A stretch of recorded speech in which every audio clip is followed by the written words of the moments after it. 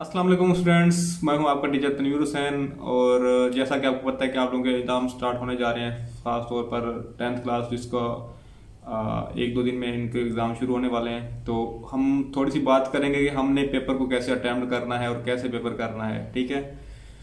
और इसके बाद 9th के पेपर हैं, इसके बाद फिर फर्स्ट ईयर के, इसके बाद फिर सेकेंड ईयर के पेपर हैं। तो हमने पेपर कैसे अटैम्प्ट करना है, ये वीडियो उन तमाम स्टूडेंट्स के लिए है जो थोड़ी सी इंस्ट्रक्शन देने के लिए काफ़ी ज़्यादा हेल्पफुल हो सकती है। सबसे पहले हम जिस पॉइंट के ऊपर बात करेंगे कि वो हमारे होंगे एमसीक्यूज़ की जो शीट आपके पास आएगी कि आपने एमसीक्यूज़ कैसे अटैम्प्ट करने हैं। सबसे पहले तो आपने वो एमसीक्यूज़ करने हैं जो कि आपको बिल्कुल आते हैं, मीन के 100% आपको श्योर है कि इसका आंसर ये, इसका आंसर ये। आप वो एमसीक्यूज़ अगर 12 मेरे ख्याल से अगर हैं तो पहले के पेपर में जो साइंस सब्जेक्ट होते हैं, अगर इंग्लिश में 19 हैं तो शायद इंग्लिश का पेपर पहले है, तो इसमें आप एमसीक्यूज़ करें जो कि आपको आते हैं। मीन के अगर 19 में से आपको आते हैं जी 5 एमसीक्यूज़ आते हैं या 10 एमसीक्यूज़ जिसको आते हैं उसको अटैम्प्ट करें, उसकी बबल फिल कर लें। अक्सर स्टूडेंट गलती ये करते हैं कि जो एमसीक्यूज़ करके बैठ रहे थे कि बबल एंड में फिल करेंगे, फिर कुछ ऐसा होता है कि वो उनका टाइम खत्म हो जाता है या टाइम पता नहीं चलता, फिर वो खाली उनको छोड़ना पड़ता है। तो ये गलती नहीं करनी और कोशिश करनी है कि जो एमसीक्यूज़ आप पेपर पे अटैम्प्ट कर लें उसको आप उसका बबल फिल कर लें। और बबल फिल करने के लिए आपको जो पेन चाहिए वो आप मार्कर का इस्तेमाल करें, ठीक है। तो उसमें वो बबल जल्दी फिल हो जाता है। तो वो जो एमसीक्यूज आपको आते हैं आपने वो कर लिए। अब सवाल पैदा ये होता है कि जो एमसीक्यूज नहीं आते थे उसको हमने कैसे करना है। तो उसको आपने यूं करना है कि फर्क ये एक एमसीक्यूज है, इसके 4 ऑप्शन हैं। तो आपने एमसीक्यू अगर आपको समझ नहीं आ रही कि उसका आंसर कौन सा है तो आपने क्या करना है कि आपने उसका कोई एक ऑप्शन ऐसा देखना है जिसको आपको 100% छोड़ के ये इसका आंसर नहीं है, ठीक है। चार ऑप्शन में से आपने एक ऑप्शन को निकाल दिया, उसके बाद बाकी बच गए 3। अब आपने उन तीनों में से देखना है कि हमारा कौन सा ऑप्शन है जो कि इसका आंसर नहीं हो सकता। यकीनन यहाँ तक 2 ऑप्शन को निकालना बड़ा आसान होता है। इसके बाद आ जाएगा दो ऑप्शन जिसका आपको शक होगा कि ये वाला है या ये वाला है, ठीक है। तो इसमें फिर आप कह लें कि 50% चांसेस हैं कि ठीक हो जाए, 50% चांसेस हैं कि वो क्या हो जाए, गलत हो जाए। तो इसमें फिर आप आंसर जो है वो लिख सकते हैं। इसके बाद हमारा पोर्शन आता है शॉर्ट क्वेश्चन के ऊपर, ठीक है। तो अक्सर बच्चे जो गलती करते हैं, खास तौर पे लाहौर बोर्ड वाले जो बच्चे हैं, क्योंकि मेरा ज़्यादातर रास्ता इन बच्चों से होता है, तो वो ये गलती करते हैं कि एक्स्ट्रा क्वेश्चन नहीं करते। मैं बार बार उनको कहता होता हूँ कि आपने एक्स्ट्रा क्वेश्चन करने हैं, लेकिन एक्स्ट्रा क्वेश्चन नहीं करते। तो एक्स्ट्रा क्वेश्चन आपने लाजमी करने, मैं यहाँ पे दोबारा बता रहा हूँ, एक्स्ट्रा क्वेश्चन आपने लाजमी करने हैं। जो आप कहेंगे ना पूरे नंबर लेने वाले स्टूडेंट हैं उनको चाहिए कि वो एक्स्ट्रा क्वेश्चन लाजमी करें। और बाकी जो हमारे दूसरे स्टूडेंट हैं जो मेरी तरह हैं, जो कि मतलब मुश्किल से पास होने वाले हैं, तो उन्होंने क्या करना है कि उन्होंने तो फिर आपने जो अगर वो पूरे पूरे कर सकते हो वो पूरे पूरे ही करें, ठीक है। शॉर्ट क्वेश्चन आपने क्या करना है, सबसे पहले वो क्वेश्चन करने जो आपको आते हैं, इसके बाद जो नहीं आते आपने वो करनी है। इसमें एक बात मैं कहना चाहूँगा कि शायद वो बात ये गलत हो, लेकिन उन स्टूडेंट के लिए ये हेल्पफुल हो सकती है जिनको कुछ नहीं आता, जिनकी तैयारी बिल्कुल नहीं है या जिनकी तैयारी बिल्कुल थोड़ी है। तो वो लोग क्या करें कि शॉर्ट क्वेश्चन जो उनको आते हैं वो करें, जो शॉर्ट क्वेश्चन नहीं आते उनको छोड़ना नहीं है। उनकी हेडिंग पेपर से देख कर लिखें। हेडिंग लिखने के बाद उसके रिलेटेड जो भी बात आपके माइंड में आती है या वो अल्फाज या वो लफ्ज़ जो उस क्वेश्चन पेपर के अंदर लिखे हुए हैं वहाँ से देख के उसके कुछ कुछ सेंटेंस बना के घुमा फिरा के उसको अच्छा अच्छा करके उसके अंदर लिख दें। मीन के हम कह सकते हैं कि इसको आपने बस ऐसे ही भर देना है, लेकिन खाली नहीं छोड़ना। होता यह है कि अगर मे भी हमारा जो चेक करने वाला होगा वो इस मूड में हो कि चलो बच्चे ने कुछ ना कुछ तो लिखा हुआ है, चलो 2 नहीं तो एक नंबर देता जाए, आधा नंबर देता जाए, तो बच्चा पास हो सकते हैं, उसके पास होने के चांसेस होते हैं। इसकी निस्बत के आपने खाली पेपर छोड़ा हुआ तो कोई नहीं सोचेगा कि इसको पास कर दूं, तो उसको पास होने के लिए मतलब कि आप कह लें कि ऑप्शन नहीं बनता उसका। तो अगर आपने कुछ लिखा हुआ होगा तो आपके चांसेस हैं कि आपको थोड़े थोड़े नंबर मिल के आप पास हो लें। आपके इसी तरह शॉर्ट क्वेश्चन हो जाएंगे। शॉर्ट क्वेश्चन में दोबारा बोलूँगा कि आप लोगों ने भी क्या करने हैं, एक्स्ट्रा शॉर्ट क्वेश्चन करनी है। इसके बाद आ जाता है पोर्शन लॉन्ग क्वेश्चन का। लॉन्ग क्वेश्चन में आपने क्या करना है कि मैट्रिक के जो हैं 9th-10th के, उन्होंने क्या करना होता है कि जी 3 लॉन्ग क्वेश्चन में से 2 करने होते हैं। पहले आप सारे के सारे क्वेश्चन देखेंगे आप इसमें आपको कौन कौन से आते हैं, ठीक है। तो उसमें जो आपको आते हैं पहले डेफिनेटली वही करेंगे, लेकिन इसमें आपने यहाँ तक जो हमारे मेन स्टूडेंट हैं, हमारे जो टॉपर स्टूडेंट हैं, उन्होंने क्या करना है कि पहले वो क्वेश्चन करने जो कि आप कह लें कि थोड़े से जल्दी हो जाने वाले हों, और जो क्वेश्चन लेंथी हों तो उसको आपने क्या करना है, एंड पे रखना है। तो इसको इस तरह आपने क्या करना है, लॉन्ग क्वेश्चन करने हैं। और इससे मेन बात जो इसके लिए मैं ये वीडियो बना रहा हूँ वो ये है कि आपने पेपर प्रेजेंटेशन के ऊपर 100% फोकस करना है। इसके ऊपर नो कंप्रोमाइज़, इसके ऊपर कोई कंप्रोमाइज़ नहीं करना। तो इसमें मैं कुछ पेपर जो अकेडमी के टेस्ट होते हैं हमारे पास, मैं आपको भी दिखाता हूँ कि उसमें आपने कैसे पेपर अटैम्प्ट करना है। तो मेरे पास एक दो पेपर हैं, मैं आपको दिखाता हूँ।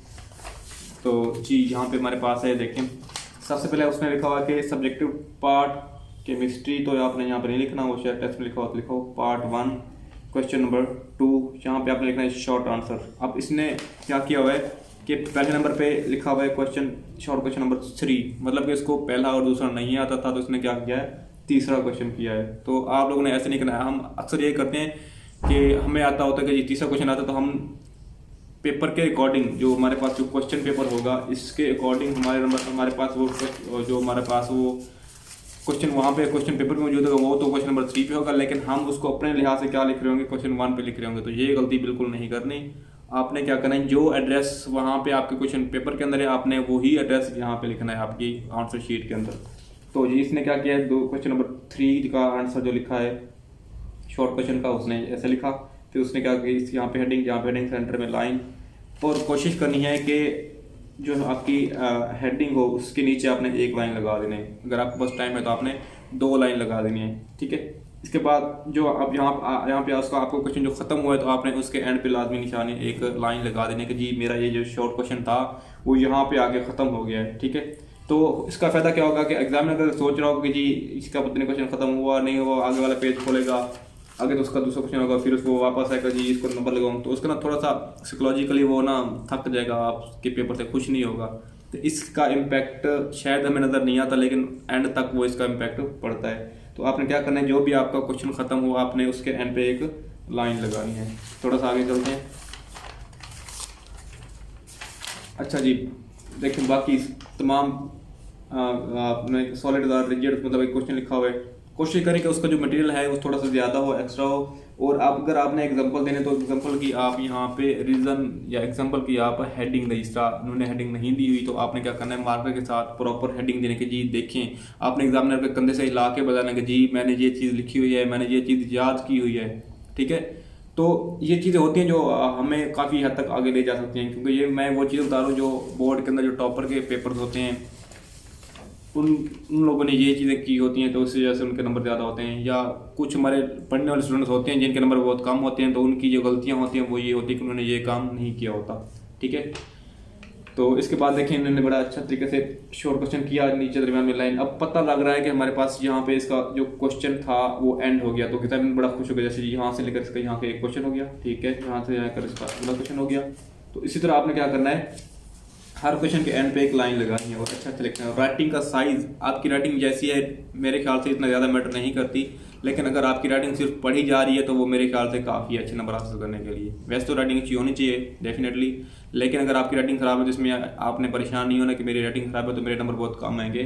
तो आपने क्या करना है, जो भी आपकी राइटिंग है जिस तरह की भी है आपने एक प्रॉपर साइज़ के अंदर लिखना है कि आपका लिखा हुआ पढ़ा जा रहा हो। ऐसे ना कि एग्जामिनर ऐसे आंखें खोल के ऐनक लगा के उसको देखना पड़े, तो वो क्या बात होगी, गलत बात होगी, उसमें नंबर आपके काम आएंगे। तो इसी तरह आपने क्या करना है कि सारे के सारी इंस्ट्रक्शन को आपने फॉलो करना है। हाँ सबसे मेन चीज़ जो मैं यहाँ पे बताने जा रहा हूँ डायग्राम, ठीक है। ये डायग्राम ठीक है काफ़ी हद तक थोड़ी सी ठीक है, लेकिन आपने जो आपके जो क्वेश्चन डायग्राम वाले हैं आपकी डायग्राम ऐसी होनी चाहिए कि बंदा डायग्राम को देखते ही रह जाए, इसके अलावा इधर उधर मुड़े ही ना, ठीक है। तो आपने क्या करना है, डायग्राम के ऊपर अच्छे से फोकस करना है। डायग्राम अच्छी होगी तो आपके क्वेश्चन में नंबर पूरे के पूरे नंबर आएंगे, ठीक है। इसके अलावा राइटिंग साइज भी हो गया, डायग्राम भी होगी।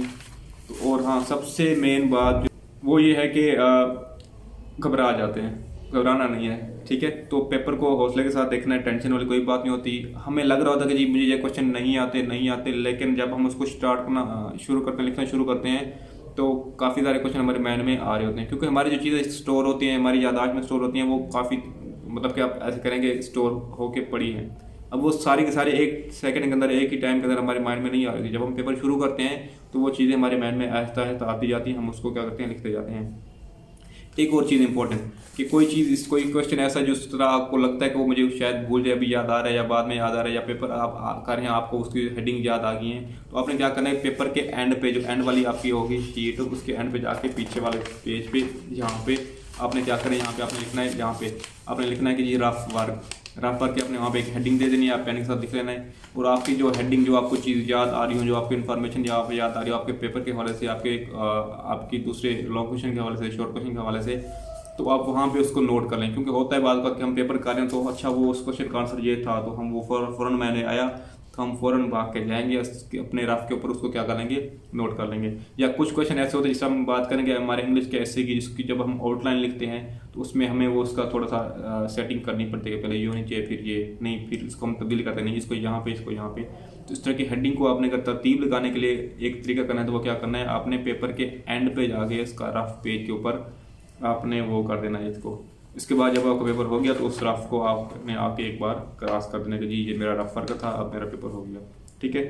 और टाइम मैनेजमेंट आपने रखनी है, सबसे बड़ी बात। आपको पेपर आता है, आपने टाइम मैनेजमेंट नहीं की, मसला हो गया।